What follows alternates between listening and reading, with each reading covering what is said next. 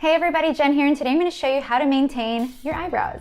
So a lot of us this last year, because of mandated stay-at-home orders, we were unable to go to our regular beauty appointments, such as haircuts for some. But I know for a lot of people, it was not being able to get their eyebrows done, and that was a big problem for some people.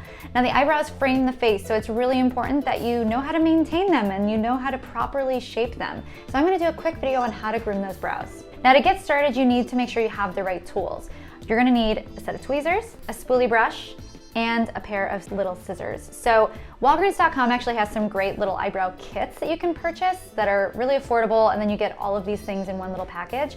Otherwise, you can kind of piece it together yourself. To get the ball rolling, you wanna use your little spoolie and just kind of start combing through the eyebrow. You just wanna check to see where you want your shape to be, where you need the work done, right? So as I'm combing through, I'm kind of noticing like, okay, I might need to grab, I have a couple stray hairs down on the bottom that I might want to pick up. The other thing to notice when you are combing through the brows is you want to comb them up and see what needs trimming.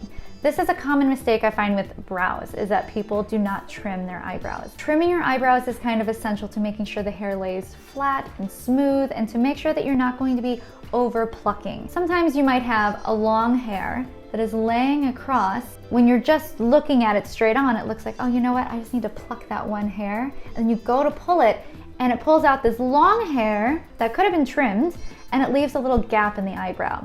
We don't want that to happen. Trim it first. So what you want to do is comb your hair up, and any hair that kind of like falls above this natural brow shape, you can get rid of. Next up, you can start plucking. So the biggest tip I have for you with plucking is you do not want to pluck anything above the eyebrow. You really want to keep it below or in the center of the eye. So for me, I have this one hair here that's kind of mucking up my flow. It kind of like takes away from my arch. So I'm just gonna go in there and give it a quick yank.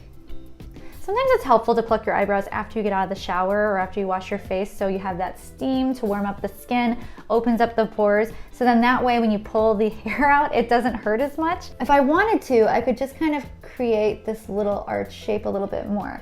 I personally don't have a lot of eyebrows, so I don't like to over pluck. I just kind of pluck one or two and then call it.